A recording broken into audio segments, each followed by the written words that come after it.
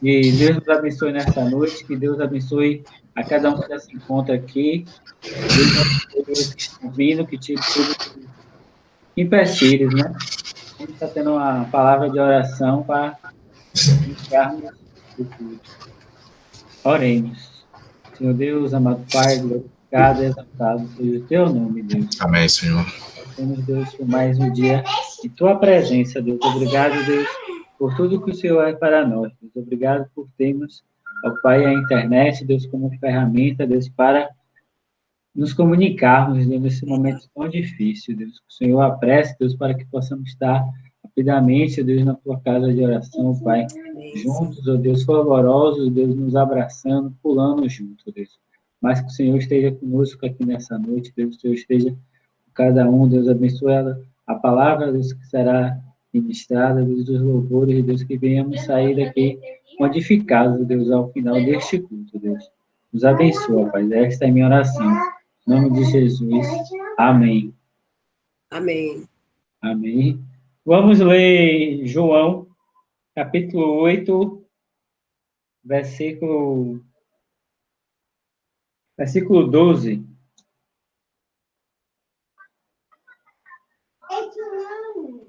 Ele fechou, Sam.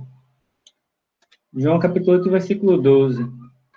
Falou-lhes, pois, Jesus outra vez, dizendo: Eu sou a luz do mundo. Quem me segue não andará em trevas, mas terá a luz da vida. Amém. Esse tem seu significado, né, na nossa vida, de andarmos com Jesus, que as demais coisas serão acrescentadas, seja saúde física, o alimento de cada dia. Então, é um momento que estamos vivendo justamente de ter fé, né? Tem fé em Deus para que tenhamos paz, para que tenhamos uma vida eterna, ainda aqui neste mundo, apesar das dificuldades existentes. Vamos estar louvando aí com a nossa irmã Samala, com a sua dupla, Samala e a sua filha.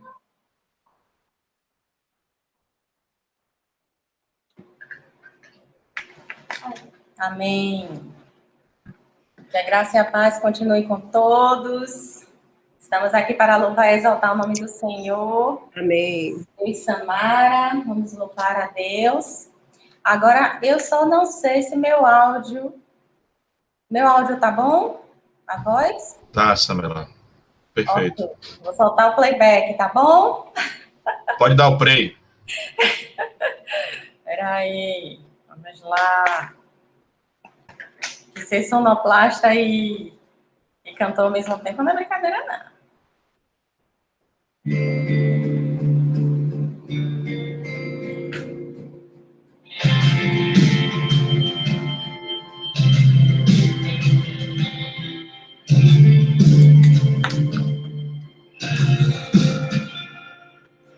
Veio o temporal, veio o dia mau, mas Deus me faz assim, é sobre a rocha, Ele cuida bem de mim. Oh, oh, oh, guarda minha saída, guarda minha entrada, Ele é minha sombra, mão direita que não falha. Durante o dia o sol não pode me ferir. Com Ele à noite eu posso até sorrir. Estou olhando para os montes, meu socorro vem de Deus. Não paro de olhar para os montes, Ele não descansa, Ele é o guarda de Israel. Rei da terra e é também dono do céu.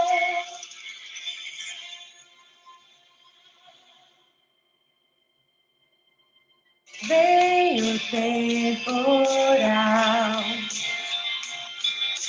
veio o dia mau, mas Deus me faz assim, é sobre a rocha, Ele cuida bem de mim.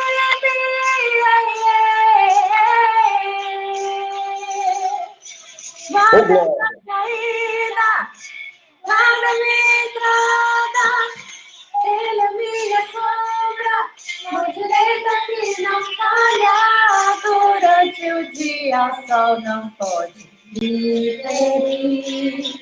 Com ele à noite eu posso até sorrir. Estou olhando para os montes, meu socorro vem de Deus. Não paro de olhar para os montes, ele não descansa, ele é o guarda de Israel. Rei da terra e é também dono do céu. Eu confio nele. Estou olhando para os montes, meu socorro vem de Deus. Não paro de olhar para os montes, ele não descansa, ele é o guarda de Israel. Rei da terra e é também dono do céu.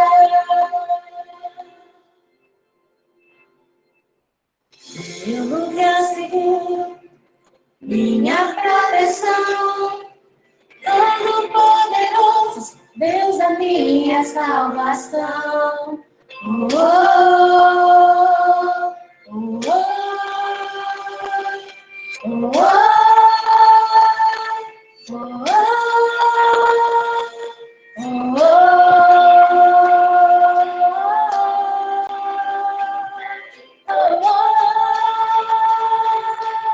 Você pode decorar?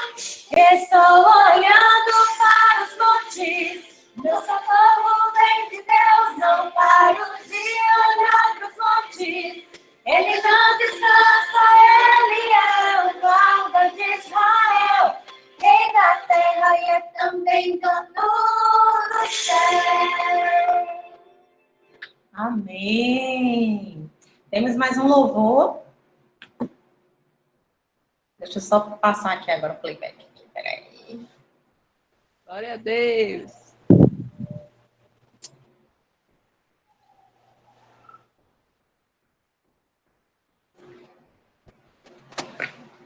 Eu tinha preparado 2 celulares separados, mas um não quis funcionar. Então, vamos lá. Ixi, peraí. Solta o rap. Todo mundo já sabe. Ô, Senhor Jesus, tenha misericórdia. Peraí, Samara. Dê o play aí, mãe.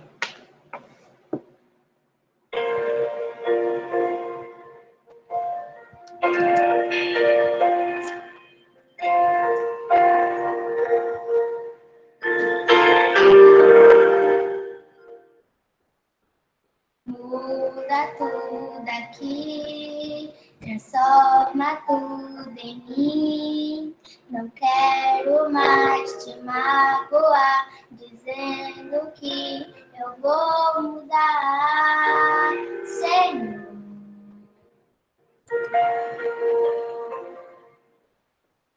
Todo dia um gigante pra eu derrubar, todo dia esse mundo quer me desviar. Estou lutando contra a minha vontade, estou tentando matar a minha carne, Senhor. O meu desejo não posso desejar, meu sonho não posso mais sonhar, meu querer não posso mais viver, essa vida não posso mais viver. Preciso morrer,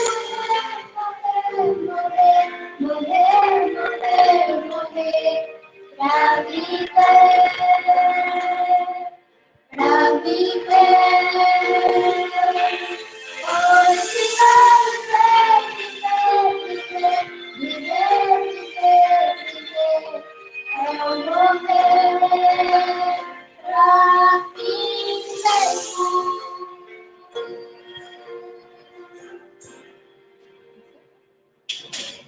Todo dia um gigante pra eu derrubar, todo dia quer me desviar. Estou lutando contra a minha vontade.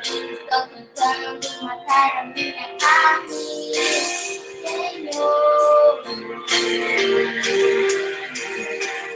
O meu desejo não posso desejar.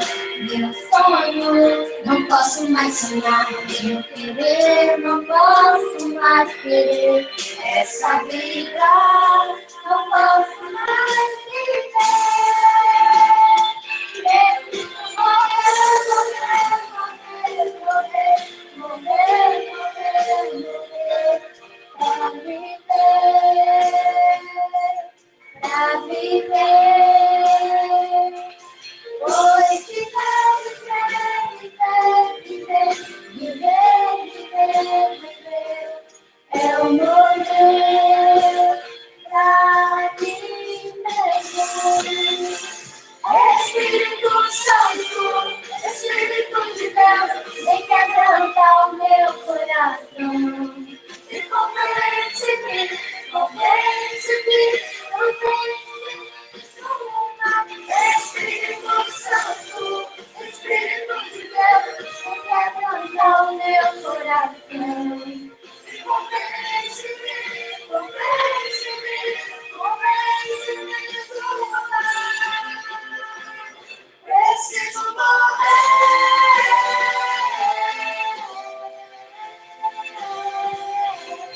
pra viver, pra viver. Pois viver, viver, viver, viver, viver, é morrer pra mim mesmo. Preciso morrer, morrer, morrer, morrer, morrer, pra viver, pra viver. Pois viver, viver, viver, viver, é morrer pra mim mesmo.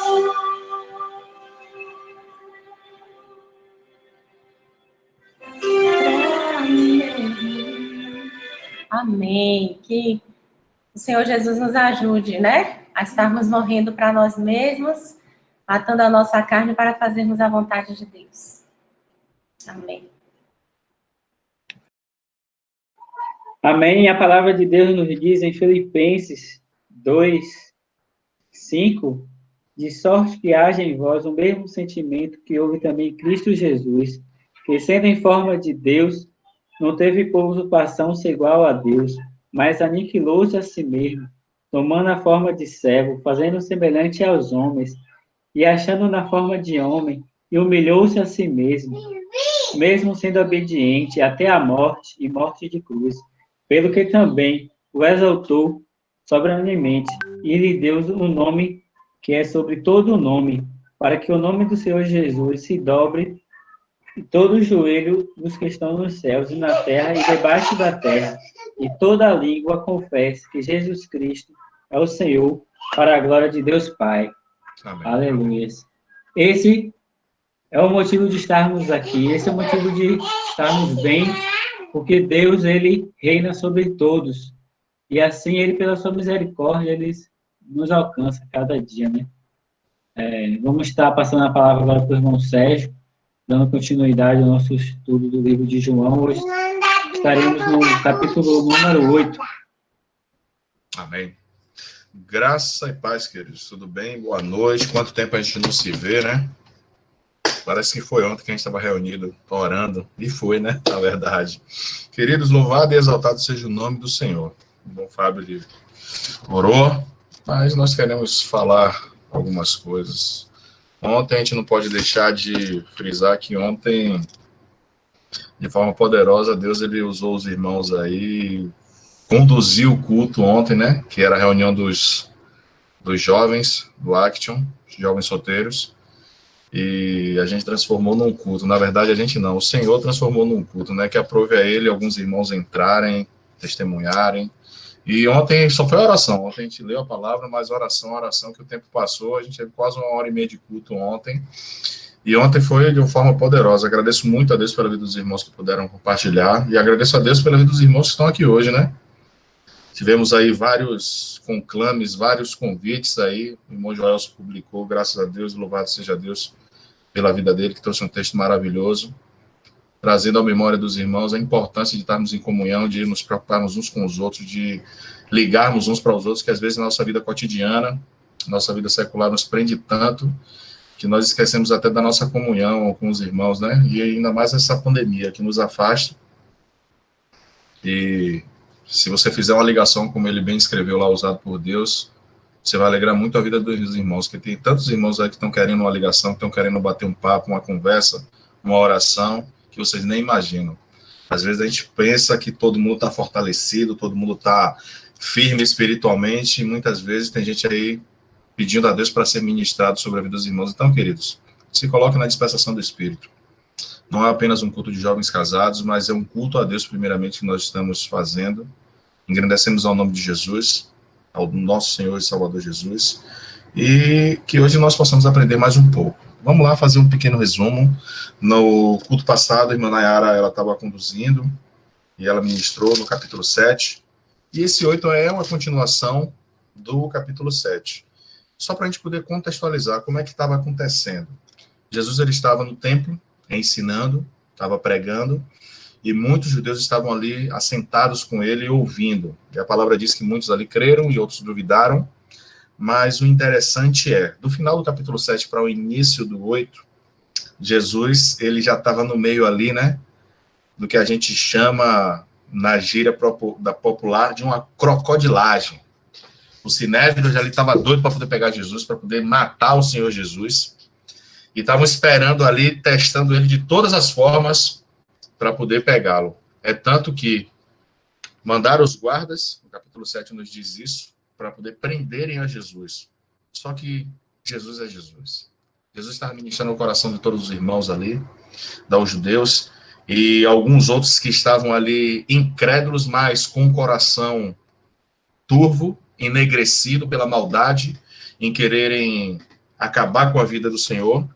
E Jesus, ele fala naquele momento que ele era a água da vida, aquele que sacia a sede, aquele que muda a história. E quando aqueles guardas chegam, que ouvem Jesus falando, os guardas voltam para quem os mandou, e os que mandou questionam, onde você por que não trouxeram? E aí vem uma célebre frase daqueles guardas que dizem, aquele homem fala como ninguém. As palavras que ele fala, nunca vimos ninguém falar. E aí o Sinédrio questiona, até vocês foram enganados, e terminam aquele dia, e a gente inicia o capítulo 8, que é que queremos falar hoje. Não vamos ler, porque o capítulo 8, queridos, são 59 versículos, e a gente passaria quase 30 minutos lendo. Seria bom, versículo por versículo, a gente fazer a exegese dos versículos, mas vamos aqui em alguns. E o interessante, o verso primeiro é, Jesus, entretanto, foi para o Monte das Oliveiras, de madrugada voltou novamente para o templo, e todo o povo ia ter com ele, e assentando, os ensinava. Vamos orar. Pai, louvado e exaltado seja o teu nome. Eis aqui a tua palavra. Senhor, que nessa noite o teu Santo Espírito visite a cada vida que aqui está, mas primeiramente, eu peço perdão pelos meus pecados, pelas minhas transgressões, as minhas iniquidades, que o Senhor possa me esvaziar, Pai, perdoando toda e qualquer transgressão que eu tenha cometido, e que eu seja usado nessa noite para que a tua palavra seja ministrada ao coração dos teus filhos. Que o teu Espírito Santo continue conosco, porque sabemos, e a tua palavra testifica, onde tiverem 2 ou 3 reunidos, ali o Senhor está, e o Senhor está no nosso meio neste momento. Tu és a razão do nosso viver, o motivo da nossa existência, a razão do culto que realizamos. Engrandecido seja o teu santo nome. Que vidas que estão aqui, Senhor, que talvez não tenham ainda compreendido verdadeiramente e ao fundo deste verso 8º, que o teu Santo Espírito fale aos corações, para que saiamos mais entendedores da tua palavra e mais apaixonados pelo Senhor. É que eu oro e te agradeço pelo teu santo nome, Pai. Amém. Então, queridos, Jesus finaliza o capítulo 7, voltando para o Monte das Oliveiras, e lá ele dormindo, E aqui a gente quer logo quebrar um paradigma aí, né? Que alguns irmãos, eu vi uma ministração de um irmão, né? Um irmão, né? Irmão, claro. Mas um pastor famoso, inclusive deputado federal, que ele disse que Jesus era rico. Muito rico. Porque Jesus tinha até casa de praia. Queridos, a palavra que está aqui, quando a gente começa a ler do verso 1, que diz que Jesus, entretanto, foi para o Monte das Oliveiras. Olha, não foi para a igreja que a gente congrega Monte das Oliveiras, não. Mas ele foi ao Monte das Oliveiras dormir. Porque o Filho do Homem, querido, não tinha nem onde recostar a sua cabeça. As raposas têm os covis, a palavra fala sobre isso. Mas o Filho do Homem não tinha onde recostar a cabeça. Então, enquanto ele estava ensinando no templo, estava ali, guarnecido, estava ali com a sua segurança, mas na hora de dormir, nenhuma casa naquele local em Jerusalém Jesus tinha. Ele ia dormir no Monte das Oliveiras. E a palavra do verso 2 diz que de madrugada Jesus voltava. E Jesus voltou. Então, quando você vê alguém dizendo aí que Jesus ele era rico nesse plano terreno, que ele tinha casa, tinha posse, questione tudo isso. Então, por que o Senhor dormia no monte? Agora nós sabemos que ele é dono de toda a prata e todo o ouro, porque este mundo pertence a ele, de forma espiritual. Então, todas as coisas que tem. Mas enquanto Jesus estava no seu ministério, o Filho do Homem não tinha nem onde repousar a sua cabeça. Então, querido, traz uma grande máxima para nós. Nós precisamos viver, precisamos sobreviver, precisamos trabalhar para ganhar, mas lembre-se, quando você pensar naquelas mansões, lembre que a nossa mansão é a mansão celestial que está já sendo preparada, porque ele disse que iria preparar-vos o lugar, porque na casa de papai há muitas moradas. Então pense nisso. Pense nisso, que o Filho do Homem não tinha onde recostar. Mas aí, queridos, vem logo no início do capítulo 8, uma das passagens mais emblemáticas que nós temos, que pensamos em questão de perdão de pecados, nós atribuímos essa passagem a perdão de pecados, mas a gente quer dar uma esclarecida que é a questão da mulher adúltera. Queridos, no contexto que estava sendo tratado, o encaixe dessa mulher adúltera, ela é até um pouco contraditório com tudo aquilo que Jesus estava pregando. Mas o que é que a gente tem que entender? O capítulo 7, ele vem no seu final trazendo e deixando bem claro que o Sinédrio queria matar a Jesus. O Sinédrio queria prender Jesus. O Sinédrio queria calar a boca do Filho de Deus. É tanto que são enviados soldados para que Jesus fosse preso. Os homens que estavam ali, na sua grande maioria, eram aquelas pessoas que estavam debruçadas a ouvir Jesus pregando, a ouvir Jesus ministrando, a ouvir Jesus trazendo aquelas palavras que confortavam o coração. Aquelas palavras que nos colocavam de encontro com o nosso próprio eu, ou o eu deles naquele momento. É tanto que homens instituídos de autoridade para poder prender a quem fosse, quando eles se debruçam, quando eles começam a observar a Jesus, que eles veem Jesus falando e dizem, verdadeiramente ninguém nunca falou como aquele homem falou. Eles foram tocados pela palavra do Senhor. E aí o que acontece? No meio dessa ministração, tudo isso, entram os escribas e os fariseus, trazendo uma mulher e alegando uma mulher que foi pega em adultério.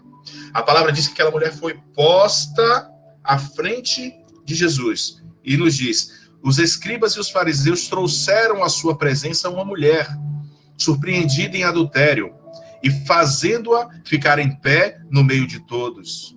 Disseram a Jesus, mestre, esta mulher foi apanhada em flagrante adultério e na lei nos mandou Moisés que tais mulheres sejam apedrejadas. Tu, pois, que dizes? Queridos, o único objetivo dessa mulher chegar naquele momento em que Jesus estava ministrando era, primeiro, desviar toda a atenção daquele povo. O povo estava cativo em pensamentos, estava preso no que Jesus estava falando. O primeiro era trazer e desvirtuar o que Jesus estava fazendo. Mas em segundo lugar, e muito mais importante, era duas situações. Eles trazem aquela mulher à presença do Senhor Jesus, para que Jesus ali pudesse exercer uma autoridade de juiz, para que Jesus pudesse, sobre a vida dela, julgar aquela mulher pelo ato que ela praticou. E, nessa questão do julgamento, duas situações a gente poderia esperar. A primeira, Jesus poderia dizer, não, essa mulher não tem pecado, manda ela embora. essa mulher em que pesa o adultério, mas você pode mandar ela embora. Caso Jesus tivesse feito isso, queridos, eles iam inquirir Jesus, como Jesus fosse conivente e como Jesus fosse um descumpridor, um homem que estava quebrando a lei mosaica que foi instituída, mas que sabemos que ao decorrer do tempo, a mão humana foi instituindo coisas e mais coisas dentro da lei que ela ficou impossível de ser cumprida. O primeiro ponto era esse. Se Jesus abertamente disse que aquela mulher não tinha pecado, ele seria acusado. O objetivo único era pegar Jesus de qualquer forma em contradição. O segundo ponto era, se Jesus dissesse, não, seja cumprida a lei, que essa mulher ela seja penalizada pelo que a lei determina, eles iam acusar Jesus de estar exercendo autoridade civil de julgamento, o que só pertencia a Roma. E aí, então, eles falaram, de uma forma ou outra, eles deviam estar pensando, nós vamos pegar esse homem. Independente daquilo, nós vamos pegar.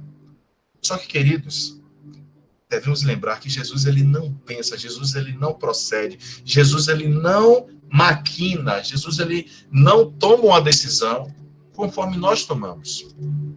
Porque, queridos, para nós, homens, nós temos um problema muito grande, é que a gente pega o pecado e escalona o pecado de acordo com a sua transgressão moral. Sabe o que isso quer dizer? Por exemplo, se nós temos os irmãozinhos da igreja que vivem descumprindo a palavra do Senhor, aqueles irmãos que gostam muito de falar da vida dos outros, sabe? Que às vezes a gente fala assim, quando morrer tem que ser 2 caixão, um para o corpo e outro para a língua. Não é assim que a gente fala às vezes? Aquelas pessoas, às vezes a gente olha um mal dizer, a gente olha uma má conversação e a gente cai, vai, semelhante tudo. Mas, querido, se um irmão ele for pego em adultério, vai ser misericórdia. Meu Deus, pecou, traiu, tal. E a gente vai trazer isso porque a gente acredita que o adultério ele é muito mais grave do que a má conversação. A gente vai achar que o furto ele é mais leve do que a agressão. A gente começa a escalonar o pecado. E aí as pessoas, quando trazem para Jesus, acreditam que Jesus vai julgar como o homem julga. A palavra diz que enquanto aqueles homens colocaram aquela mulher à frente do Senhor, que enquanto aqueles homens começaram a acusar aquela mulher pelo pecado que ela teve, Jesus ele estava com a cabeça baixa e escrevendo. Não se sabe o que Jesus escrevia. Não se sabe o que Jesus colocou naquela areia para que o autor ele pudesse dizer apenas que Jesus estava escrevendo. Poderia ser alguma coisa importante, mas poderia ser algo que Jesus estava só esperando que aquele burburinho, que aquela turba toda se acalmasse. E eles continuam questionando o Senhor. Até quando mais Jesus não suporta e diz, aquele que não tiver pecado, que atire a primeira pedra. A multidão para, olha para aquilo e não entende. Jesus, muitas vezes, querido, quando ele queria nos responder, ele nos respondia com uma outra pergunta. Jesus, poucas vezes, ele foi determinante numa resposta. Você vê, geralmente, que Jesus, quando ele era questionado, Jesus, ele questionava a multidão com uma outra pergunta e fazia as pessoas pararem para pensar. Muitas vezes, querido, nós lemos as Escrituras, nós decoramos os versículos, mas muitas vezes não pedimos compreensão a Deus para que aquela palavra seja revelada em nossas vidas. Aqueles homens pararam, olharam para Jesus e pensaram sobre a questão que o adultério não era o único pecado, que existiam outros pecados em nossas vidas. Às vezes, queridos, nós prestamos atenção apenas no que é macro, naquilo que é mais grave, e esquecemos das pequenas coisas sobre a nossa vida. Recentemente, numa ministração, Deus falou no coração e a gente trouxe essa palavra na igreja.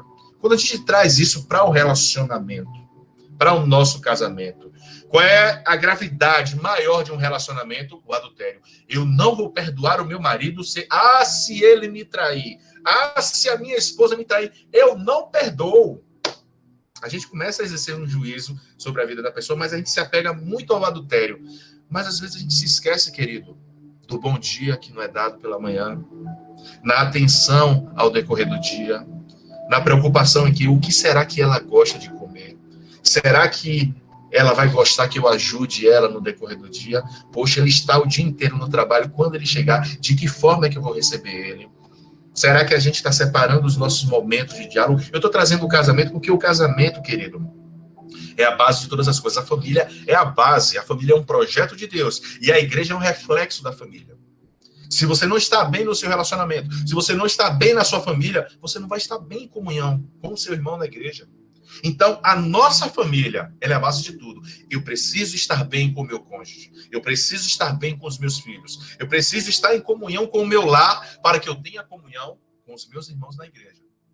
Porque se algo me aflige em casa, eu não consigo chegar adorando na igreja. Eu não consigo ter o meu pensamento cativo para que o culto ele possa fluir. Não, eu vou esperar que dentro do culto o Senhor me visite para poder me tocar. Não, queridos.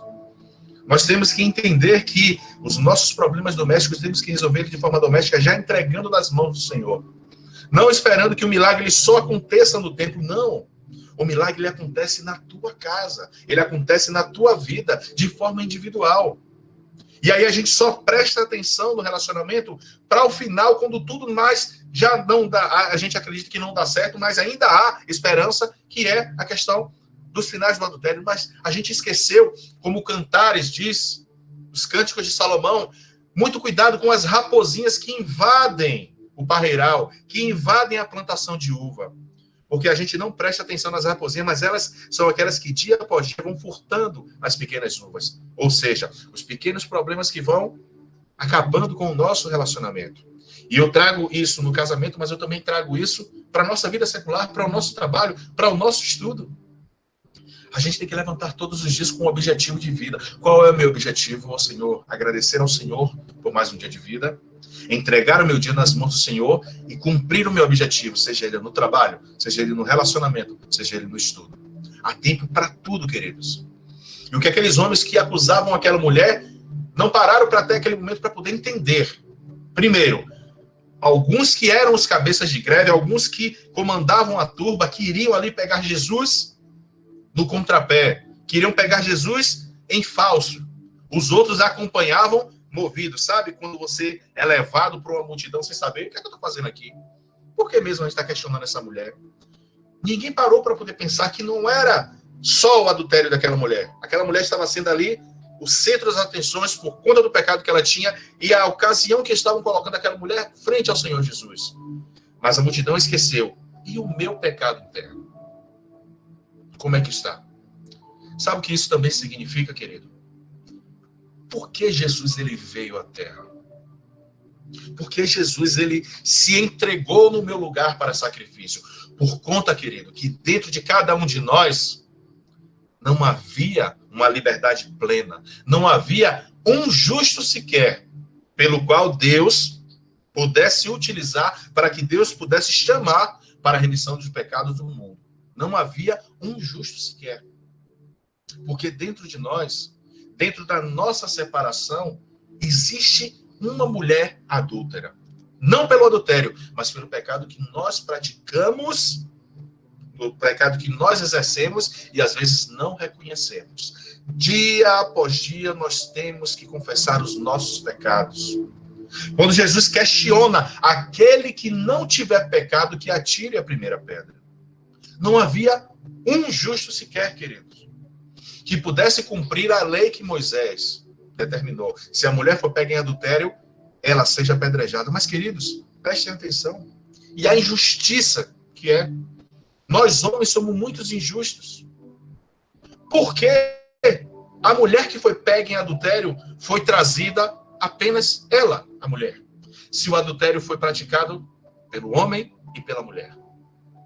Sobre a mulher, querido, recaía naquele tempo uma penalidade tão grande que não era para os homens também. Viveriam aqueles homens numa sociedade patriarcal, uma sociedade que imputava a mulher. Na verdade, vocês não eram contadas, queridas irmãs. Vocês não tinham voz, queridas irmãs. Vocês não podiam, queridas irmãs, adorar verdadeiramente com plena liberdade ao templo. Isso era para os homens. Então, até nisso, nós vemos que o homem ele é injusto. nós vemos que aplicamos de injustiça em todos os aspectos de nossas vidas. E cadê o homem que foi pego? Porque a lei também dizia sobre o homem que ele tinha que responder pelo seu erro. Apenas a mulher. Jesus, de cabeça baixa, diz: aquele que não tiver pecado, que atire a primeira pedra. Queridos, a palavra do Senhor diz que antes de nós tirarmos o cisco do olho do nosso irmão, temos que olhar dentro de nós de forma introspectiva e verificar que nos nossos olhos existe um travessão, existe uma trave. Isso quer dizer, antes de você querer exercer juízo, antes de você julgar a vida do irmão, analisa como é que está a tua vida. Jesus estava dizendo isso àquela multidão. Antes de vocês quererem exercer juízo sobre a vida dessa mulher, como é que está a vida de vocês? E foi saindo os velhos, foram saindo poucos a poucos, até que só ficou o Senhor Jesus e aquela mulher. O Senhor Jesus, ele levanta, olha para aquela mulher e questiona: mulher, onde estão os teus acusadores? Ela não sabia mais dizer. Se não existe ninguém para poder te acusar, eu, Jesus, também não vou te acusar. Mas aquela mulher não saiu, querido, da mesma forma que ela chegou. Ao despedir aquela mulher e ir embora, Jesus falou: vá e não peques mais. Ela não foi salva naquele momento. Jesus não disse a ela que ela devia reduzir a sua quantidade de pecados. O Senhor disse: vá e não peques mais. O que é isso? Analise a sua vida, o seu padrão de vida, como você está. Você não está segundo a lei. Você não está segundo os propósitos de Deus. Mude a direção da sua vida. Ainda mais nós que já servimos ao Senhor. Ainda mais nós que já participamos dessa maravilhosa boda do Cordeiro. Já usufruímos isso. Ela será finalizada. Mas já temos essa comunhão com o Senhor. Analisa como é que está a tua vida. E aquela mulher se despediu. E volta Jesus à multidão. O Senhor Jesus, ele volta a falar. Passa-se o evento desta mulher e o Senhor Jesus começa a falar à multidão, dizendo, querido, desta vez, sobre que ele é a luz do mundo. Jesus, primeiramente no capítulo 7, queridos, ele estava dizendo aos homens que ele era a água da vida, a água que sacia a sede. Mas agora Jesus, ele está dizendo que ele é a luz do mundo. Queridos, Jesus estava no meio de homens dentro da sinagoga, pregando para várias pessoas, uns querendo matar e outros apaixonados por tudo aquilo que Jesus fala. E Jesus, ele vem nos dizer que eu sou a luz do mundo. Fábio leu o capítulo 12, que a gente vai também selecionar. De novo, lhes falava Jesus dizendo: eu sou a luz do mundo. Quem me segue não andará em trevas, pelo contrário, terá a luz da vida. Então, lhe obteram os fariseus: tu dá testemunho de ti mesmo, logo o teu testemunho não é verdadeiro. Eles começaram a questionar a Jesus sobre: você diz que é a luz do mundo, só que você não pode falar que você é a luz do mundo, porque o seu testemunho é pessoal. Quando a lei, queridos, de Moisés nos diz que ninguém poderia testemunhar de si mesmo. A lei dizia que para algo fosse validado, para que algo fosse verdadeiro, no mínimo, precisariam de 2 testemunhas para poder. O Senhor Jesus, ele está dizendo, querido, das maravilhas que ele estava empregando, que ele estava apresentando num mundo que jaz do maligno, que estava em trevas, um mundo que era dominado pelo pecado, um mundo que já não tinha mais escapatória, e que ele veio para poder dizer que estava no meio desse mundo para poder apregoar as boas novas e fazer a diferença. Os fariseus questionam ele mais uma vez: você não pode dizer isso? Como você vai provar isso se você está dizendo de si mesmo um testemunho, quando a lei diz que, no mínimo, precisavam de 2 testemunhas? Jesus, epa, eu não estou aqui para poder me engrandecer. Eu não estou aqui para poder falar de mim mesmo. E outra coisa, eu não estou falando de mim mesmo, porque o que eu falo também é testificado pelo Pai. Queridos, Jesus, em que pese tenha dito que era a luz do mundo, ele queria declarar e queria deixar bem claro para o povo que sem ele não poderia haver libertação de uma escravidão que foi posta por conta do pecado. A palavra do Senhor nos diz que todos pecaram e destituídos foram da glória de Deus. Só que os judeus daquela época, querido, parece que não tinham a revelação sobre tudo o que o Novo Testamento foi escrito, que o Novo Testamento todo, que eram sombras o Antigo Testamento eram sombras do Novo Testamento, que tudo que os reis, profetas, que os patriarcas, que os sacerdotes apregoaram, se referia ao Cristo que viria, ao Cristo que seria enviado, o Cordeiro Santo, puro, que seria entregue para perdão dos nossos pecados.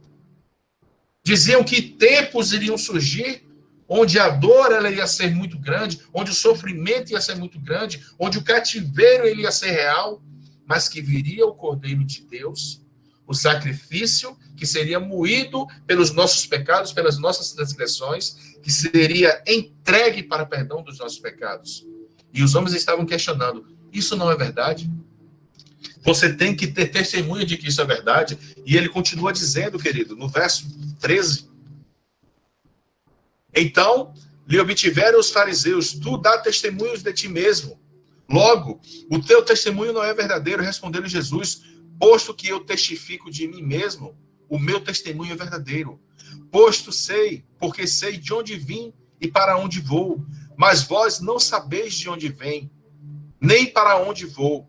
Vós julgais segundo a carne, e eu a ninguém julgo. Se eu julgo, meu juízo é verdadeiro, porque não sou eu só, porém eu e aquele que me enviou. Também a vossa lei está escrito que o testemunho de duas pessoas é verdadeiro. Eu testifico de mim mesmo, e o Pai que me enviou também testifica de mim. Jesus estava querendo, e deixou bem claro a eles, que eles não poderiam compreender, porque eles agiam como homens carnais.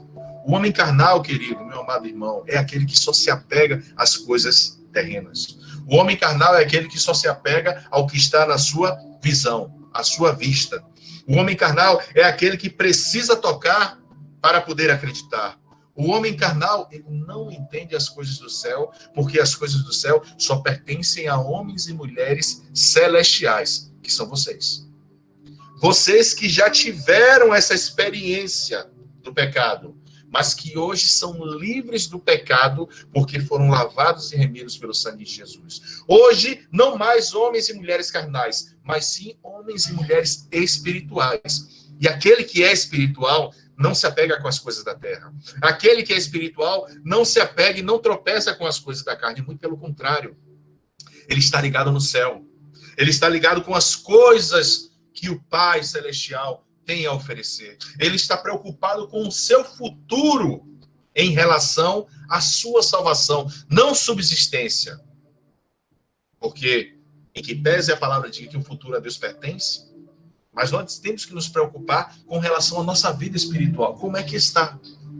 Jesus quis enfatizar que eles, como homens carnais, só processariam as coisas que eram da terra, não poderiam compreender o que ele estava falando, porque o que Jesus falava era celestial.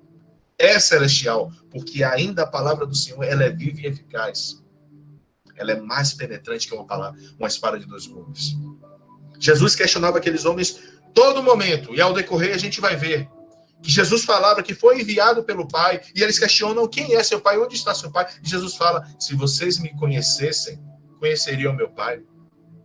Se vocês acreditassem quem eu sou, vocês saberiam que eu fui enviado pelo Pai. Queridos, os fariseus desafiaram Jesus em um ponto legítimo. Eles o lembraram de que ele estava testificando sobre a si mesmo e não poderiam. Mais uma vez, aqueles homens de mau coração, com um pensamento homicida, que iriam pegar Jesus em contradição. Você está quebrando a lei porque o que você diz não pode ser comprovado por ninguém. Jesus, olha, eu testifico de mim e aquele que me enviou, o Pai, também testifica de mim. Ou seja, o que Jesus estava falando era a plena verdade de ele ser a luz do mundo, de ele ter sido enviado para uma terra que jaz em trevas, cega pelo pecado. Jesus estava confirmando isso. Jesus, ele continua dizendo, então, eles lhe perguntaram, onde está teu Pai? Respondeu Jesus, não me conheceis a mim, nem a meu Pai. Se conhecesses a mim, também conheceriam o meu Pai. proferiu ele essas palavras no lugar do gasofilaço, quando ensinava no templo e ninguém o prendeu, porque não era ainda chegada a hora. Aqueles homens, até aquele momento, queridos, estavam ainda acatando, estavam questionando a Jesus, mas em que pese a sua fúria, em que pese o seu pensamento homicida, ainda aqueles homens não tinham partido para os finais com o Senhor. Queridos, talvez o capítulo 8, a partir do verso 31, seja um dos discursos mais ferozes e um dos discursos onde o Senhor Jesus utilizou a maior propriedade para poder questionar os fariseus. Porque, queridos, quando nós chegaremos lá e quando nós podemos nos debruçar para poder entender, Jesus ele foi bem enfático e ele foi bem exegético e bem, querido, defensor da palavra. Jesus ele partiu para cima daqueles homens com autoridade espiritual, de uma forma porque já estava passando dos limites. Que os fariseus queriam pegar ele no contrapé, que os fariseus queriam fazer com que Jesus ele fosse desmoralizado no meio daquele povo. Vidas que eles não se preocupavam, queridos, com a salvação. O fariseu, para a gente poder entender, ele não se preocupava se você estava sendo salvo ou não. Ele não se preocupava se você estava com necessidade ou não. A única coisa que eles se preocupavam era com a aparência que eles tinham. Em que pese eles fossem as pessoas que mais defensoras da lei, eles eram mais aguerridos, mas o problema do fariseu é que ele só olhava a aparência, a parte externa. Se você fosse uma pessoa que tivesse posses, se você fosse um rico, todas as coisas para você. Agora, se você fosse um miserável trabalhador de feira, nada para você, porque para eles você não importava. O que importava era, além da aparência, o que ele poderia ver, o que é que eles poderiam receber em troca. Então, os fariseus pregavam algo que não viviam. Diferente de Jesus. Diferente do nosso Senhor. O nosso Senhor, aquilo que ele pregava, ele vivia e ele demonstrava, e as pessoas, além de observarem, sentiam e ainda se utilizavam dos milagres, das maravilhas que Jesus ele fazia. Nada que Jesus falou, querido, ele não demonstrou através do modelo de vida.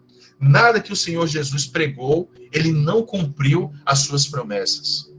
O Senhor Jesus, ele foi diferente de qualquer homem sobre a face da terra. Primeiro, porque ele era o próprio Deus. E segundo, porque ele sabia qual era o objetivo de vida dele. Queridos, muitas vezes nós desviamos do nosso objetivo de vida por pequenas coisas.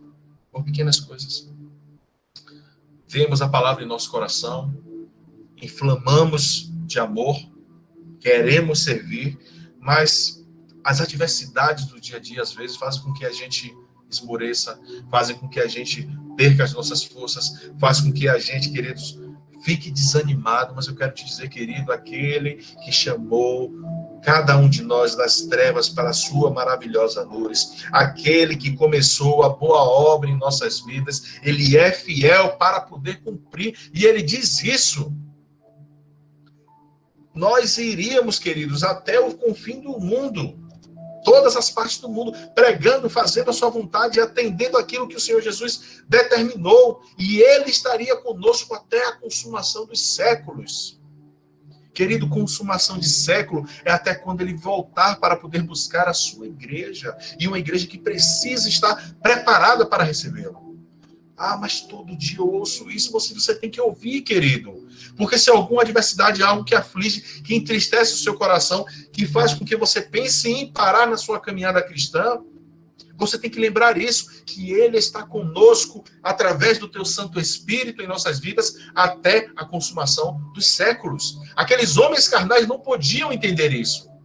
Em que pese as Escrituras, em que pese o Antigo Testamento, em que pese a lei falasse sobre isso, eles não podiam entender porque eles não conheciam o Pai. Se aqueles homens estivessem um pouco apaixonados, pouquíssimas coisas, um pouco de amor pelo Deus que eles serviam, eles iam entender que o que Jesus estava fazendo era o que estava escrito. Mas eles não conheciam a Deus. Se eles não conheciam a Deus, como eles poderiam conhecer a Jesus? O que Jesus diz em toda a Escritura, que ele não usurpou ser maior do que Deus, que ele não tomou para si a glória, muito pelo contrário, esvaziou-se de si mesmo e não quis ser igual a Deus para poder cumprir o que o Pai, o que o nosso Deus determinou. Jesus jamais tomou a glória para si. Quando ele vem cumprir, queridos, isso significa dizer que Jesus estava fazendo o mesmo modelo em que Deus determinou que ele fizesse. Isso e isso foi o que Jesus fez. Os fariseus não poderiam entender aquilo. Sabe por quê? Porque eles não eram apaixonados por Deus. Porque eles não amavam a Deus da forma que eles diziam. Porque se eles amassem, eles não seriam cegos. Eles teriam uma visão espiritual para entender que o que Jesus estava fazendo era o que foi determinado. Sabe o que significa em nossas vidas, querido? Nós precisamos de lideranças, de líderes apaixonados pela obra do Senhor. Uma liderança apaixonada. Porque quando nós tivermos uma liderança apaixonada, vai entender que temos que colocar a obra do Senhor acima de todas as coisas. Temos que colocar em primeiro lugar a obra do Senhor. Porque quando eu coloco Deus em primeiro lugar, quando eu amo a Deus ao ponto de me submeter a Ele em todos os aspectos da minha vida, eu vou amar o meu irmão de uma forma tremenda, de uma forma poderosa. Eu vou amar minha esposa de uma forma poderosa. Vai se cumprir na minha vida. Homens, Cristo é a cabeça da igreja. E o homem é a cabeça de casa em relação ao quê? A amar a sua esposa como Cristo amou a igreja. Quando nós nos tornarmos uma liderança apaixonada, querido, vamos nos preocupar dia após dia. Como é que está o próximo? Ligar para o próximo. Ter a comunhão com o próximo. Eu sei que as adversidades deste mundo, que este presente século, essa vida secular nos prendem. Mas nós temos, queridos, os nossos momentos, 5 minutos, 2 minutos. Quando você ama a Deus, querido, você ama toda a sua obra. Se preocupar com o seu irmão E se tinha uma coisa que aqueles fariseus não estavam fazendo junto com aqueles escribas, era se preocupar com Jesus. Pelo contrário, eles estavam fazendo uma obra que não era uma obra de Deus. Eu amo a Deus, eu faço a obra do Senhor. Isso os fariseus falando, faço. Mas as atitudes que eles estavam demonstrando ali, ao inquirirem ao Senhor Jesus, não eram algo que provia de Deus. Não era algo que provia do trono da graça. Muito pelo contrário. E a gente vai ver isso mais à frente. Querido, chega ao ponto que a palavra ela começa a falar sobre 2 aspectos e 2 classes que estavam perante a Jesus. Pessoas que estavam crendo em Jesus e pessoas que só queriam matar ao Senhor Jesus. A partir do verso 21, nos diz, queridos, de outra feita, lhes falou dizendo, vou retirar-me, e vós me procurareis, mas perecereis no vosso pecado. Para onde eu vou, vós não podeis ir. Então diziam os judeus, terá ele acaso a intenção de suicidar-se? Porque diz, para onde eu vou, vós não podeis ir. E prosseguiu, vós sois cá de baixo, eu sou lá de cima. Vós sois deste mundo, eu deste mundo não sou. Por isso, eu vos disse que morrerei nos vossos pecados, porque não credes que eu sou. Morrerei nos vossos pecados. Então, lhe perguntaram, quem és tu? Respondeu-lhe Jesus, quem é que desde o princípio vos tenho dito? Imagine você chegar na frente do presidente, independente da sua posição política, o presidente, a autoridade máxima do nosso país. A gente chega com respeito. Eu não vou nem isso. Vou aqui trazer para um nível mais baixo. O juiz, né? Os nossos irmãos aí que labutam diariamente aí com o juiz sabem que por mais que você está injuriado com aquele cabra, por mais que ele saiba que ele está indo, você lá, não, excelência, tudo bem, excelência. Existe um respeito. Queridos, aqueles homens estavam na presença do Filho de Deus. Jesus está dizendo a ele, olha, para onde eu vou, vós não podereis ir, se não reconheceres que eu sou Jesus, que eu sou o Salvador, parafraseando. Porque para onde eu vou, vocês não podem. O pessoal chega na frente de Jesus e fala, ih, rapaz, será que ele vai se suicidar? Será que ele vai tirar a própria vida? Porque ele está dizendo que para onde ele vai, a gente não pode ir. Imagine, querido, aquela multidão caçoando do Senhor Jesus, tirando sarro da cara dele. Jesus tá bom. Vocês têm que entender uma coisa. Vocês são cá de baixo. Eu sou de lá de cima. O que a gente estava falando recentemente. O homem carnal, ele só vai pensar com as coisas daqui. Era o que eles estavam fazendo. Pegar Jesus na contradição, tirar essas ideias dele, porque ele está totalmente contrário com aquilo que nós pregamos. A palavra que ele está dando é uma palavra totalmente contrária do que nós colocamos aqui do Sinédrio, que nós colocamos como a lei maior. Ou seja, se ele está dizendo isso aí, ele está trazendo uma verdade, e uma verdade que pode libertar, e essa verdade, se libertar, o pessoal vai entender que não é o que a gente está pregando, então a gente vai perder o controle da multidão. O que se passava sobre a cabeça deles era perda de poder. O homem por si só, querido, ele ama o poder. O homem por si só, ele preza ter poder. Aí você vê aquela máxima, conhecimento é poder. Querido, poder é poder. Não é porque você tem conhecimento que você tem poder. Você pode conhecer muitas coisas e trazer isso. Mas vamos lá. Você está na frente do seu chefe que é dono de uma empresa e você é o sabidão. E aí você é aquele cara que não quer passar nada para ninguém. Você não gosta de ensinar a sua função porque você pensa assim, se eu ensinar o pulo do gato, eu vou perder o meu trabalho. Às vezes, dentro da igreja, a gente tem isso. A liderança fala, vamos discipular essa pessoa, vamos ensinar a pessoa. E aí, alguns irmãos nossos, ó, não, só o básico. Não, só o básico. Aí, quem está sendo discipulado fala, eu não entendi, por que essa pessoa não me ensina isso? Porque a gente pensa, vou ensinar o pulo do gato e vou perder o meu posto. Querido, lembre-se de algo. Nesse mundo aqui, nós somos peregrinos. A gente está aqui de passagem. Quem pensa em relação a deter todo o conhecimento pensando que poder é poder, vai cair do cavalo, porque eu estou aqui de passagem. Eu sempre digo, a primeira pessoa, quando ela chega no trabalho, ou uma pessoa nova quando chega, senta do meu lado que eu quero te ensinar tudo, você vai saber tudo. Por quê? Aí uma vez um camarada me questionou, você não tem medo de perder o emprego, não? Eu falei, filho, eu tenho medo de ficar doente, eu tenho medo de não conseguir tirar minhas férias, eu tenho medo de não viajar com minha esposa, com meus filhos, porque se houver algum problema, alguém me chamar. Querido, o reino de Deus, ele foi passado de geração em geração por homens e mulheres piedosos que amaram a palavra, por homens e mulheres piedosos que se colocaram na mão do Senhor para poder apregoar as boas novas de salvação. O que aqueles homens que estavam ali inquirindo a Jesus era o medo da perda de poder sobre o povo. O medo de que o que Cristo viesse a falar, que ele falava a verdade, ele era a verdade e a verdade que liberta. Mas para que todos nós, queridos, sejamos libertos, não é apenas saber que Jesus é a verdade, é conhecer a verdade.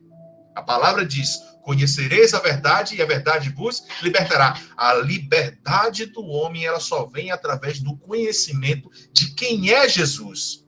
É de andar intrinsecamente com Jesus. É de caminhar com Jesus.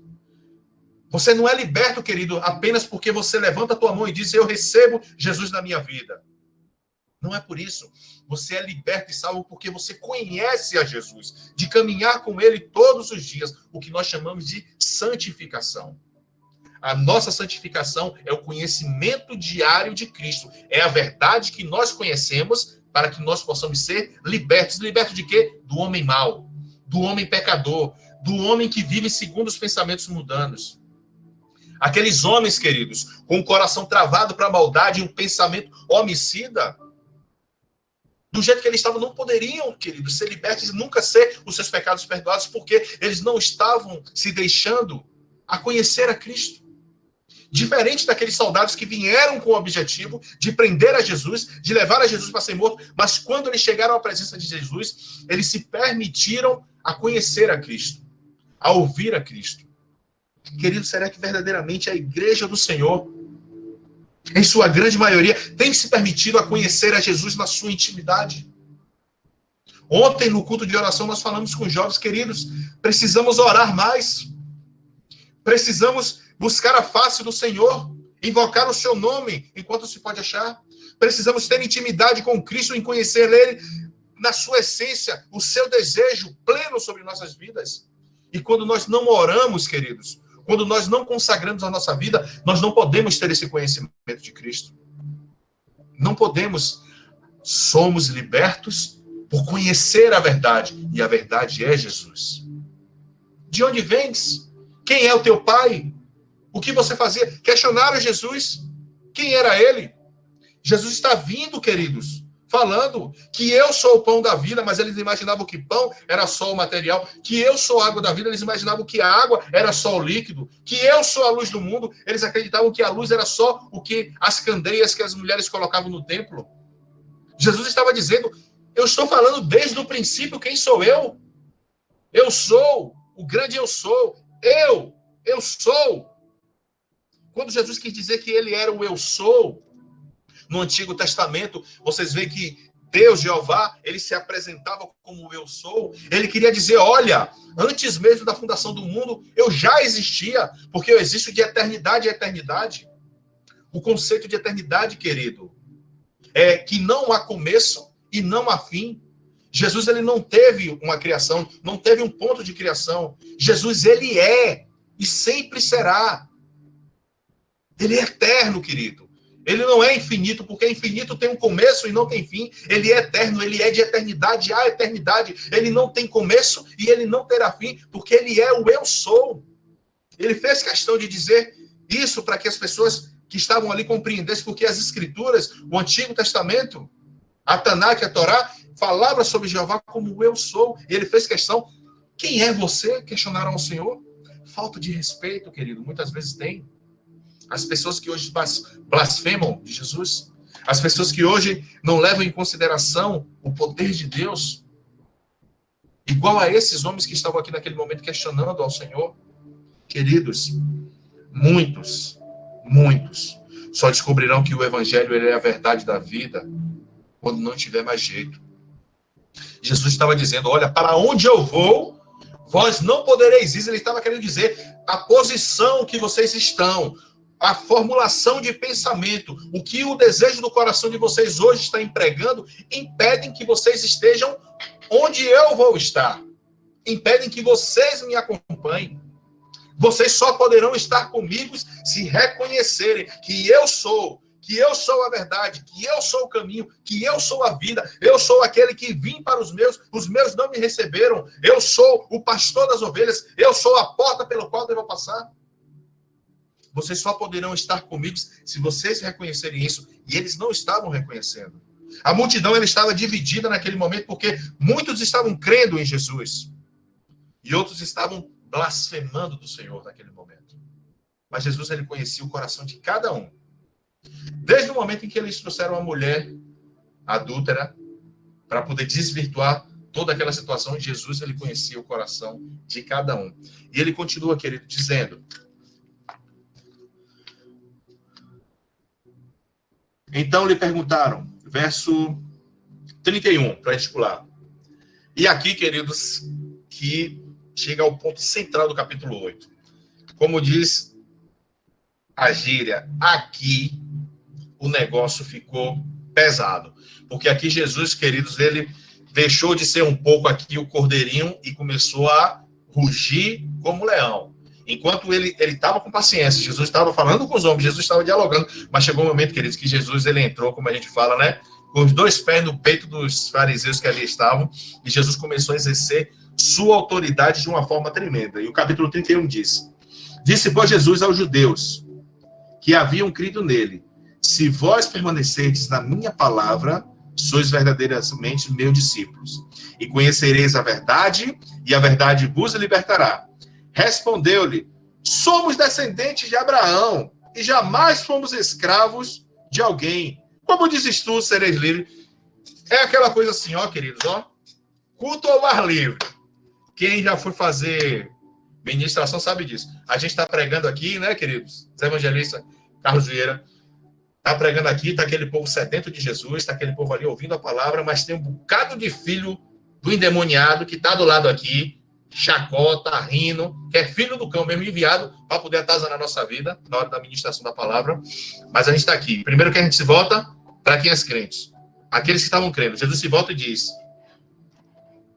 se vós permanecerdes na minha palavra, sois verdadeiramente meus discípulos, e conhecereis a verdade, e a verdade vos libertará. Jesus está falando para aqueles crentes, dizendo, olha, eu sou Cristo, eu sou a verdade. Se vocês permanecerem naquilo que eu estou dizendo, vocês vão estar comigo, vocês serão salvos. Aí vem os endemoniados. Nós somos filhos de Abraão e jamais fomos escravos. Como é que você pode dizer que sois escravo? Eu falei, meu Jesus amado. A gente lendo isso aqui, a gente fica pensando assim, né? Hoje a gente tem a revelação do Espírito Santo, né, queridos? Glória a Deus por isso. O Espírito Santo, ele hoje habita em nós, nos traz uma revelação. Mas, queridos, pense. Se você é um dos 12 apóstolos, se você está com Jesus, e você está vendo as maravilhas, sinais, prodígios que Jesus estava fazendo, e aí vem aquele povo e fala aquilo. Primeiro, sabemos que os discípulos não fariam nada, porque quem estavam ali eram pessoas que faziam e tinham ligação com o Sinédrio. A gente sabe que o Sinédrio tinha autoridade ali, eclesiásticos, para poder exercer sobre as pessoas, inclusive, como eles eram detentores da lei, eles tinham a polícia eclesiástica, que eram os soldados do Sinédrio, inclusive os que foram prender Jesus, para poder prender sobre a questão de blasfêmia, mas eles não podiam julgar. Quem exercia o poder civil, que era o poder penal também de julgamento, era Roma. Então, por isso que Jesus, ele foi levado a Pilatos, para que Pilatos pudesse julgar civilmente e penalmente Jesus. O Sinédrio não poderia fazer.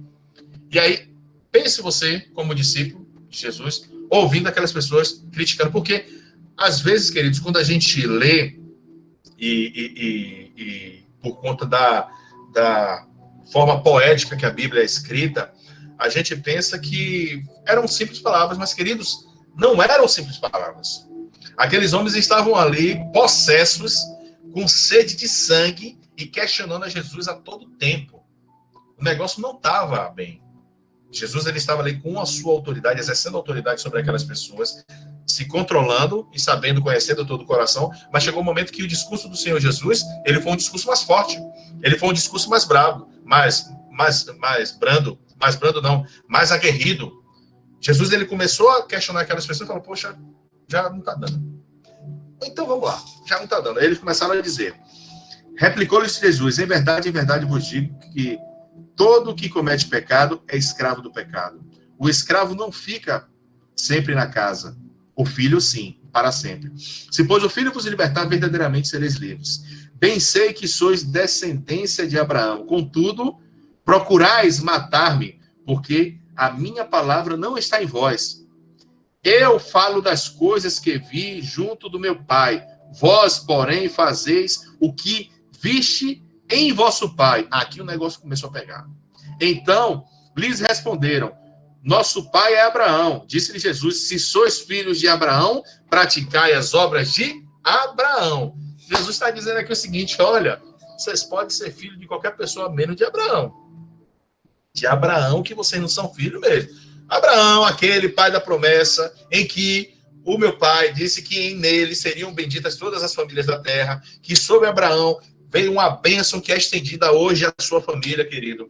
Se a sua família ela é abençoada primeiramente por Deus, mas segundo por conta da promessa que foi dada sobre a vida de Abraão. Então somos abençoados porque somos frutos dessa promessa também de Abraão. Somos filhos por adoção temos essa promessa. Jesus está dizendo, olha, vocês não estão entendendo o que eu estou dizendo. Todos são escravos do pecado, porque pecaram e destituídos foram da glória de Deus. Então, nós temos uma herança escrava por conta do pecado. Somos presos por conta do vício da bebida, do vício da droga, do vício do adultério, do vício da prostituição, do vício da glutonaria, do vício do amor ao dinheiro, do vício de todas as coisas. Isso é escravidão. Prende o homem. Mas só existe um que pode salvar, que é o Filho. Porque se o Filho vos libertar, verdadeiramente sereis livres. Porque, queridos, por que Jesus empregou aquele conceito? Porque naquela época, a sociedade desses homens fariseus era composta e servida por escravos. Homens que se diziam doutores da lei e que serviam a Deus, eles tinham como servos escravos. Jesus está dizendo, olha, o escravo ele não permanece para sempre na casa, mas o filho sim. Lembra da parábola do filho pródigo, Lucas capítulo 15? Lembra? O filho pega todas as coisas, vai para a rua, gasta tudo e ele vira o quê? Um servo, trabalhando em condições análogas à escravidão.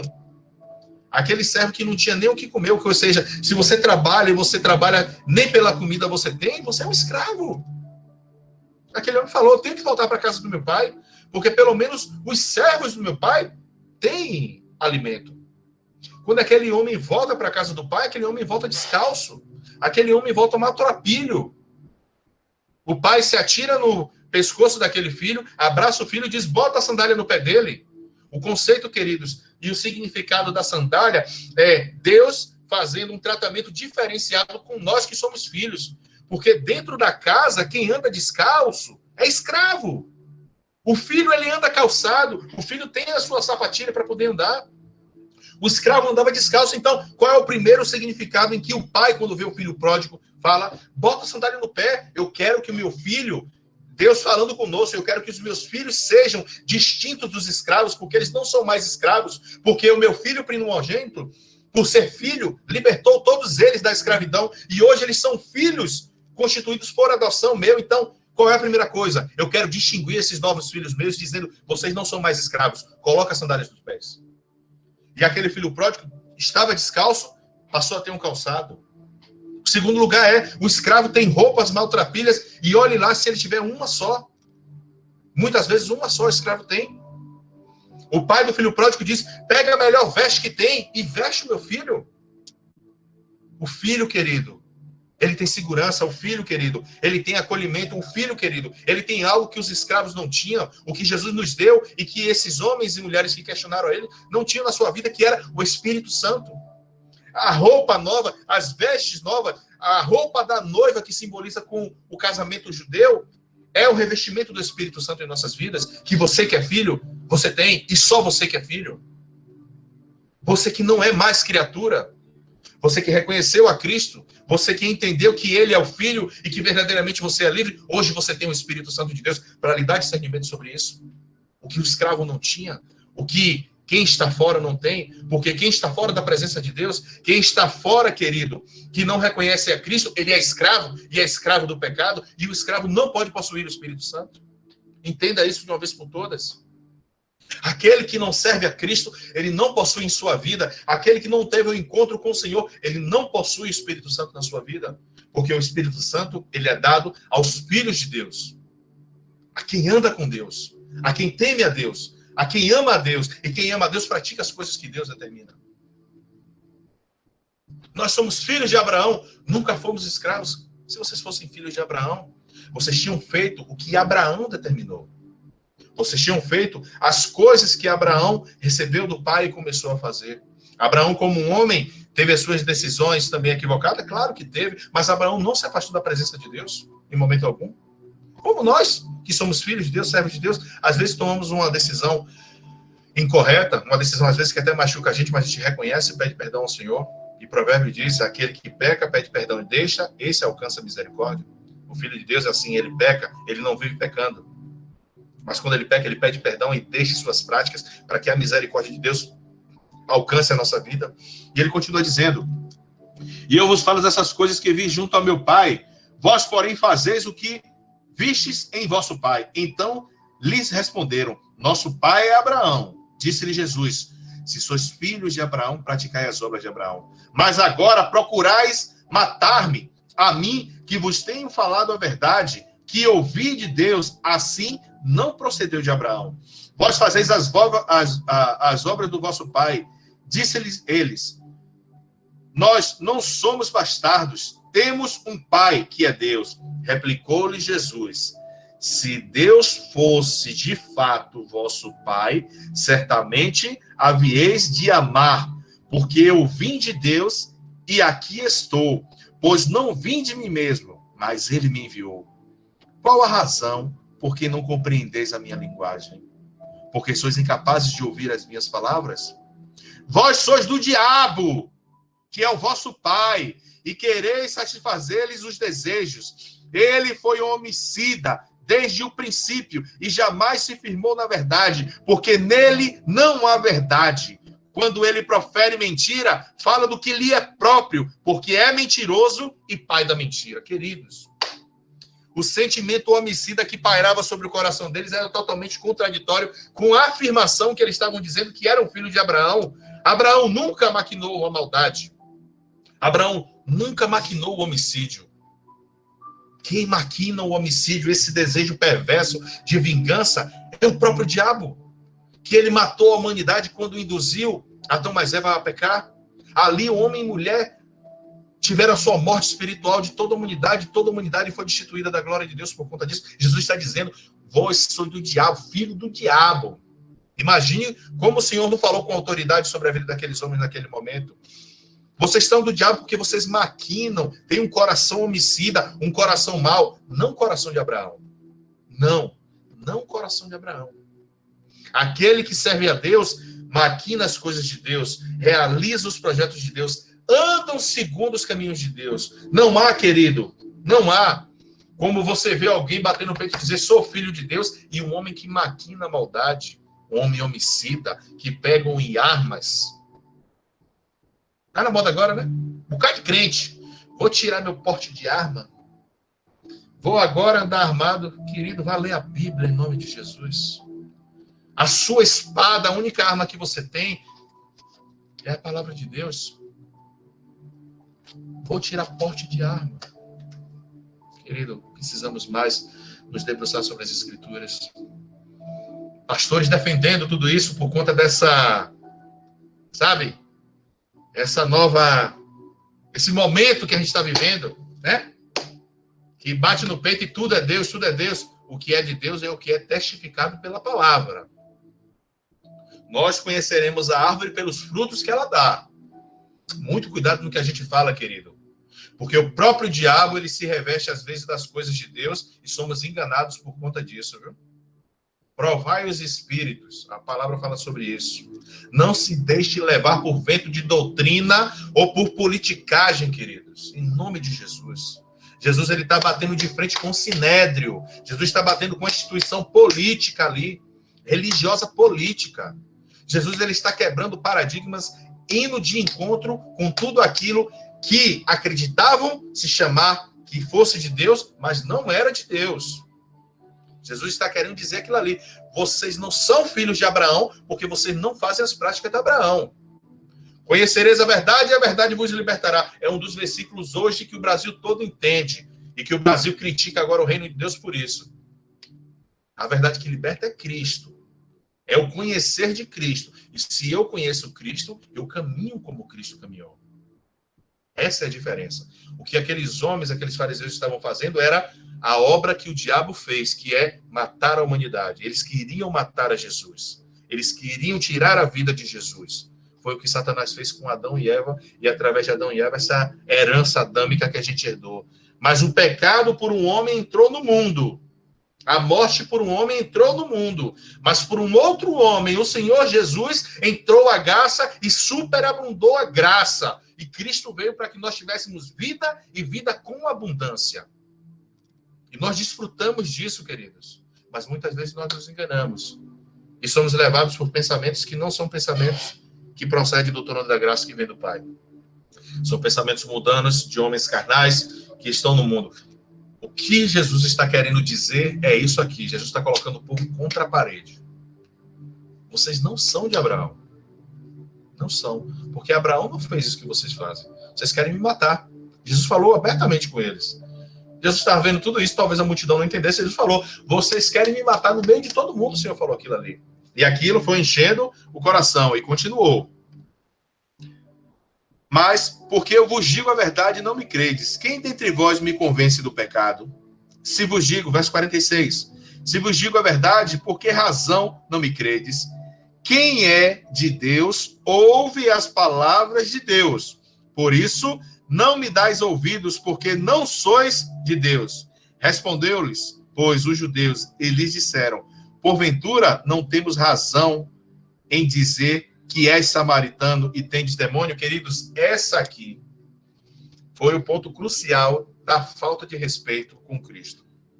Eles ali, quando eles disseram, verso 48, respondeu-lhes, pois, os judeus, e lhes disseram, porventura não temos razão em dizer que és samaritano e tens demônio? Sabe, deixa eu tomar aqui até uma água aqui.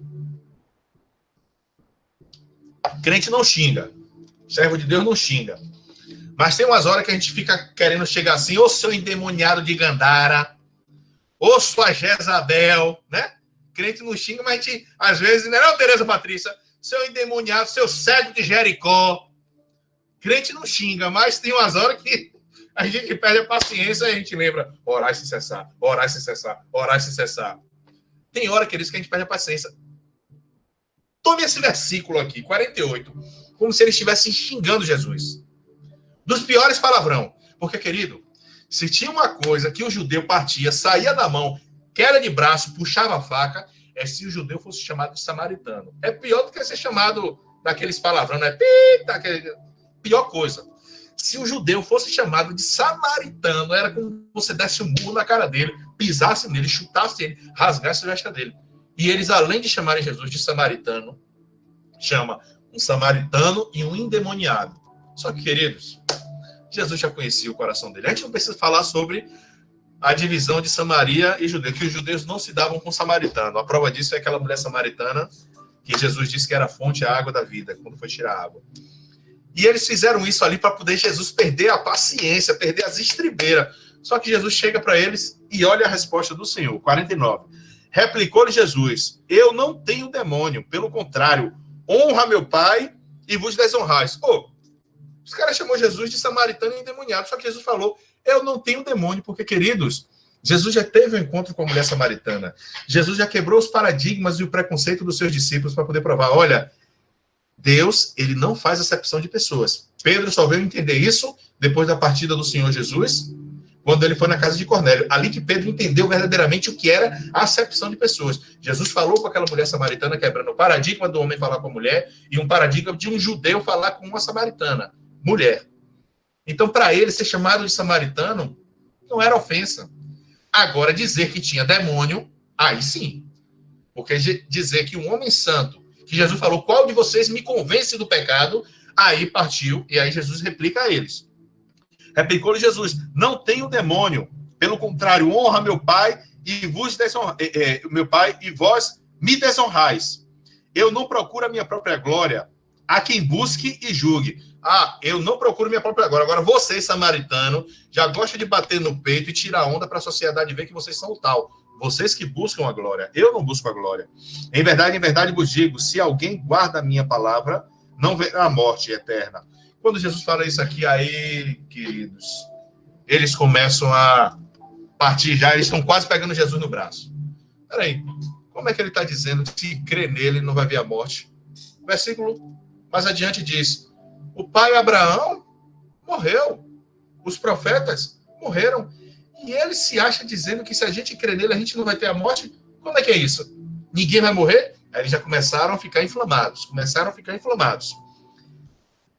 Disse-lhes os judeus, agora estamos certos de que tens demônio.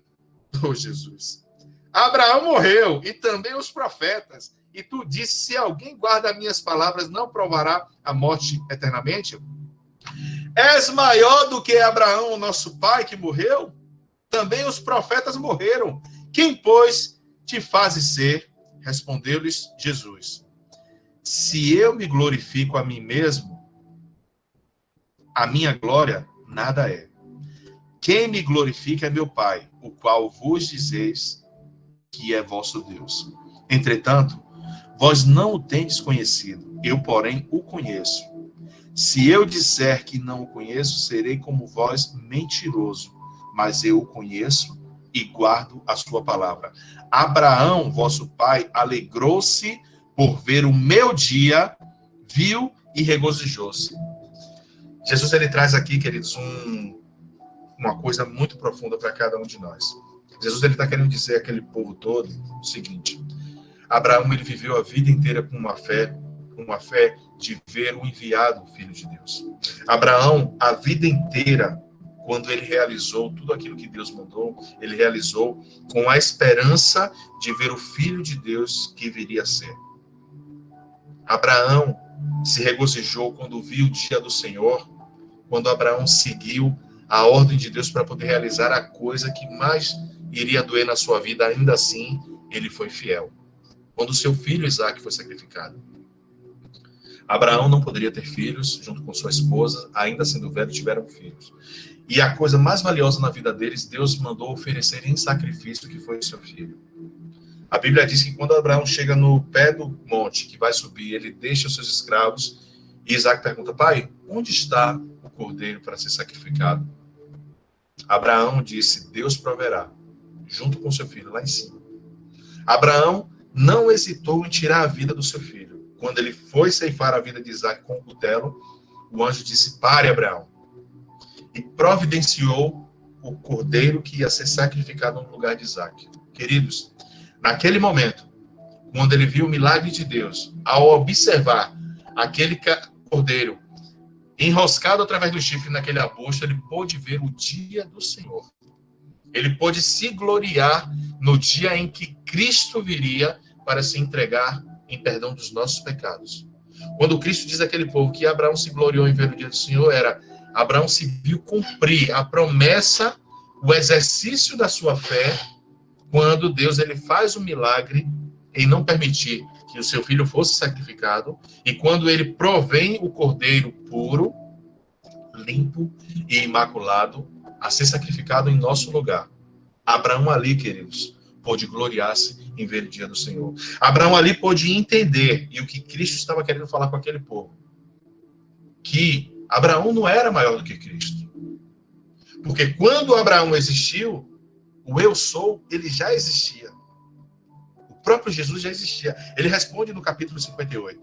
Respondeu-lhe Jesus: em verdade vos digo, antes que Abraão existisse, eu sou. Antes que Abraão nascesse, Cristo, ele já existia. Nunca Abraão poderia ser maior. Mas Cristo diretamente não disse que ele era maior do que Abraão, mas ele disse que ele já existia.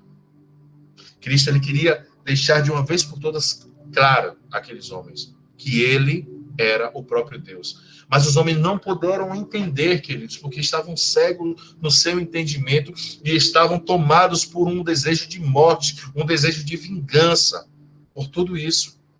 Aqueles homens estavam preocupados com as coisas terrenas, por isso ficaram cegos no seu entendimento e não reconheceram a Cristo. Mas quando Cristo disse que antes mesmo de Abraão existir, isso foi o cume para que todo aquele povo se voltasse, ou melhor dizendo, não todo o povo, porque parte deles creram, mas aqueles homens que estavam enviados com desejo de morte, pegassem pedras, como diz o capítulo 59, então pegaram as pedras para atiraram nele, mas Jesus se ocultou e saiu do templo. Muitos falam: Jesus correu do povo. Não, queridos.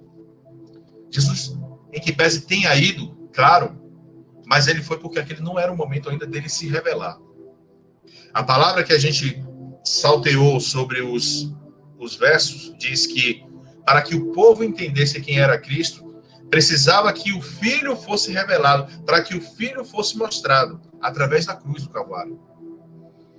O povo só entendeu que Jesus era Jesus quando Jesus ele foi entregue, foi crucificado, ali ele morreu, mas ressuscitou para perdão dos pecados.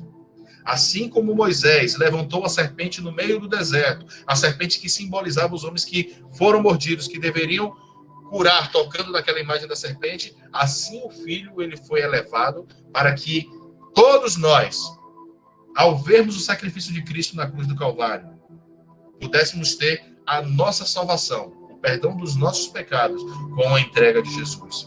Infelizmente, queridos, esses homens, se permaneceram com esses corações duros, não poderam estar no lugar onde Cristo falou: vós não podereis estar no lugar para onde eu vou. Cristo ele não foi se suicidar, como aqueles homens pensavam. Cristo ele não foi fazer um outro exercício a não ser a sua entrega, entrega de morte de cruz, para perdão dos nossos pecados. O capítulo 8 de João, queridos, é demonstrar verdadeiramente a natureza humana, o desejo de controle, o desejo de habitar nesta terra, de ter controle sobre todas as coisas, um desejo que cega o nosso entendimento para que nós venhamos a desviar a atenção dos outros que estão observando, que estão amando, que estão querendo a Jesus. E venhamos ter um embate quando a gente coloca religião acima de qualquer coisa, quando a gente coloca demais coisas acima do próprio Cristo. As pessoas que fazem isso, não mais nós, porque nós já fomos convencidos do pecado, da justiça e do juízo, pelo Espírito Santo de Deus, e hoje nós podemos dizer que somos novas criaturas. Mas esse povo ainda que cegou o seu entendimento, que estão duros de coração, precisando ter uma operação, tirar esse coração de pedra e ter um coração de carne, são as pessoas que equiparam a esses escribas e a esses fariseus, que foram ter um embate com o Senhor, que foram querer pegar Jesus no contrapé, mas eles não puderam, porque Jesus, ele é Deus. Até mesmo no momento que Jesus ele foi mais severo no seu debate, no seu diálogo, Jesus, ele trouxe o cunho espiritual de que aqueles homens pecaram e necessitavam conhecer a verdade. Necessitavam conhecer que o Filho libertaria eles. Mas, infelizmente, querido, nós temos ainda outras redações, mas não fica claro se aqueles homens se dobraram. Mas, pela fé, a gente sabe que depois que eles reconheceram sobre o sacrifício de Cristo, que o Evangelho tenha chegado na vida deles, mas se decidiram ou não, já é uma outra história. Mas, queridos, que Deus abençoe. Era o que nós tínhamos hoje. Passamos aí 11 minutos, peço perdão, mas que Deus possa aplicar a palavra dele ao nosso coração, para a gente possa ter um entendimento maior sobre todas as coisas. Amém? Tá bom? Amém.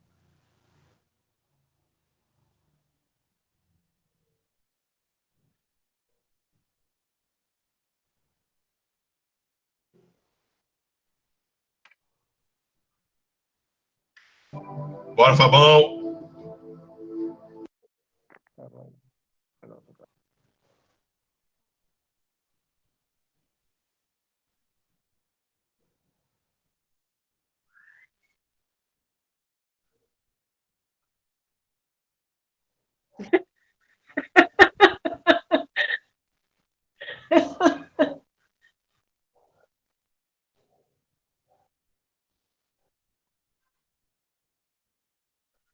Amém.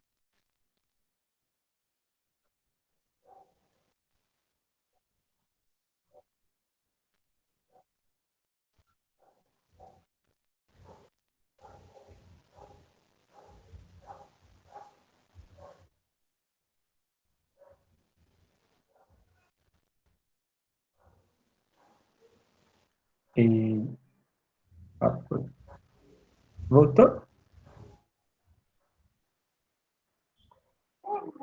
Irmã, seu áudio está fechado.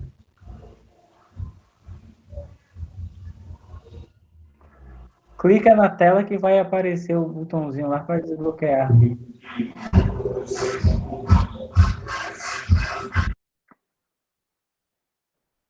O louvorzão batidão aí, rapaz, o louvor é... Não, por favor. Pergunta se abriu. Abriu? É que estou falando tudo. Estamos Pronto. ouvindo, estamos ouvindo. Graças a Pai. Chama na lista. Graças a Pai. Quem está falando? Amém. Pronto, amém.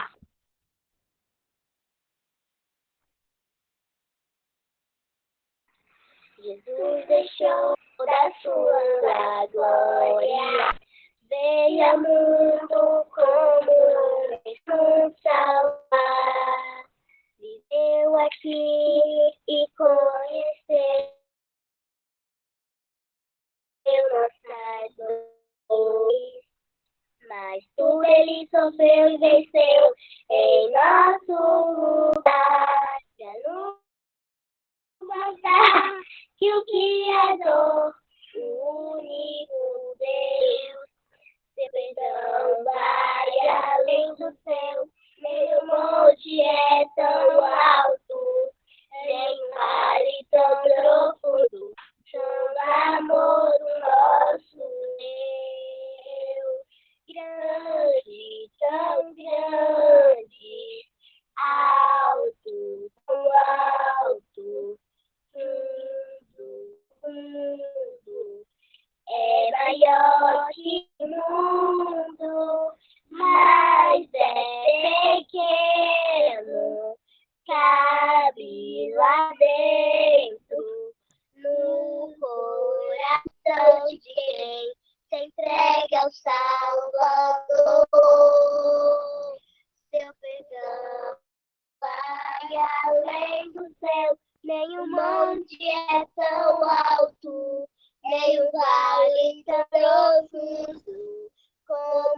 amor do nosso Deus.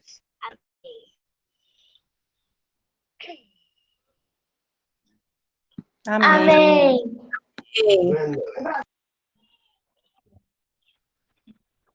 Amém. Glória a Deus pelos louvores dos pequeninos. Obrigado aí aos irmãos que participaram do culto hoje, a irmã Tereza, eu mesmo aqui, Fábio, Sama, a irmã Denise, a Judete, Modere, a irmã com suas crianças, Gisele, Geisa, Cris, Wagner, seja bem-vindo, Wagner. Glória a Deus pela sua participação. Se tiver um louvorzinho aí animado para encerrar. Cadê a foto? Bora tirar foto. Viu? Glória a Deus por você estar participando também. Irmão Carlos, que já foi embora, mas a irmã Dilma, Deus abençoe a cada um de nós. Peço algum voluntário aí para estar encerrando, fazendo uma oração de encerramento de gratidão a Deus, né? Amém. Deise quer orar. Pode ser você, Deise?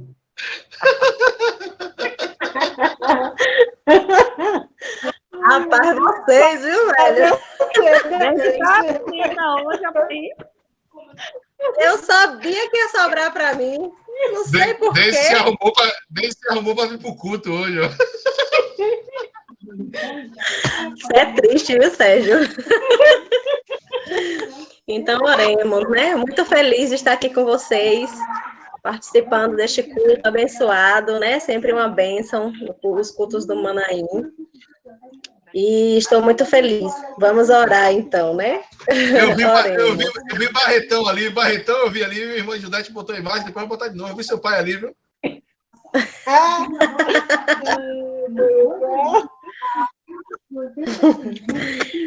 Oremos, então. Pai nosso que estás no céu, santificado, exaltado seja o teu santo nome, ó Pai. Ó Deus, queremos te agradecer, Senhor amado, porque o Senhor sempre está conosco, ó Pai. O Senhor sempre está, ó Pai, ao nosso lado, o Senhor à nossa frente, ó Pai, nos guiando, nos protegendo, nos dando sabedoria, Pai, guiando os nossos passos, Senhor. Em tudo, ó Pai, que nós venhamos fazer, o Senhor está conosco, ó Pai.